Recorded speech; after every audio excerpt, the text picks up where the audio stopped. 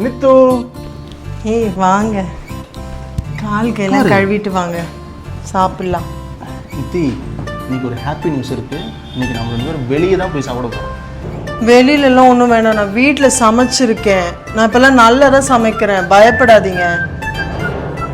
அதுவும் இல்லாமல் வெளியில் போய் சாப்பிட்டா தேவையில்லாத தண்ட செலவு அண்ட் உடம்பும் கெட்டு போயிடும்.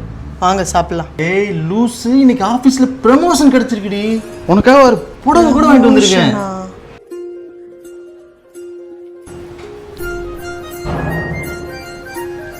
ஆனால் ஏங்க இப்போ தேவையில்லாத தண்ட செலவு பண்ணுறீங்க? என்கிட்ட அவ்வளோ ட்ரெஸ் இருக்குது. இப்போ எதுக்கு இந்த தேவையில்லாத செலவு சொல்லுங்கள்? எல்லா பொருளும் தேவை தான். இப்போ நீ அழகாக இருக்கியா? இந்த புடவை கட்டினா ரொம்ப அழகாக இருப்புன்னு தெரிஞ்சுது.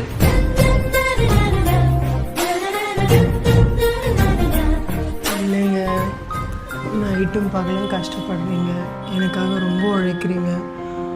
ஆனால் உங்களுக்கு நீங்கள் எதுவுமே வாங்கி நான் பார்த்ததே இல்லை. எல்லாமே எனக்குன்னே செலவு பண்ணுறீங்களே, அதான். ஏய், நான் சாப்பிடலைன்னா நீ எனக்காக நீ சாப்பிடாம என் கஷ்டத்தில் முழுசாக பங்கெடுக்கிற.